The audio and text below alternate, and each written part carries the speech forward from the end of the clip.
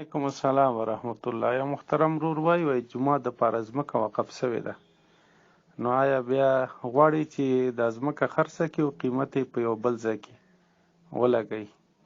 نو محترمه ګوره، دې کې داسې مسله ده، یو ځای چې یو ځل یې وقف شي او په هغه ځای کې یو ځل د یو وخت مونځ هغه په اجازت د واقف سره وسي، نو بیا دغه ځای چې دی د قیامت د ورځې پورې جومات شي، نو دا بیا نه څوک ورانولی شي، نه یې څوک اخیستلی شي، نه څوک یې خرڅولی شي.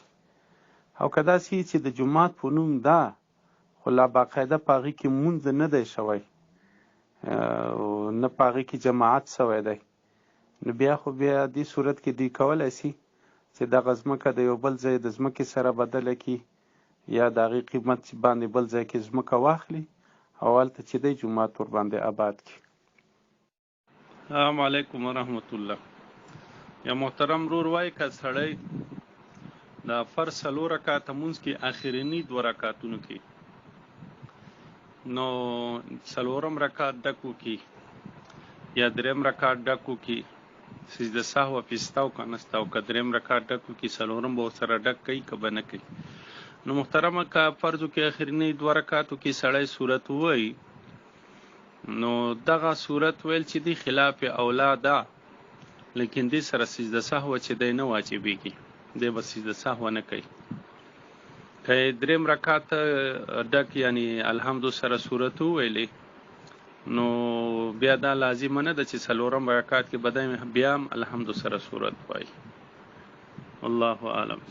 وعلیکم السلام ورحمت الله وبرکاته. محترم ورور وایي تورو کپړو اچول څنګه دی، جایز دی که نه دی؟ محترمه د تور لباس یا د تورو کپړو اچول جایز دی په نفسه، خو البته دا ده چې په دې کې د یو خاص رسم او رواج سره په نیت نه وي، یا دا دی چې د غم مناولو په نیت باندې چې دی هغه نه وي، او بل دا دی چې د فساق او فجارو خلکو سره مشابهت هم رانسي، نو بیا استعمال جایز دی. نن سبا چونکې دا د اهل باطلو یو علامت او نشانی ګرځېدلې ده، بیا خاص کر په دې خاصو مراسمو کې دوی اچوي، نو د فساق او فجارو سره بیا سړي مشابهت راځي.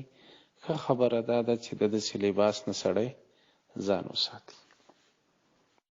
وعلیکم السلام ورحمت الله.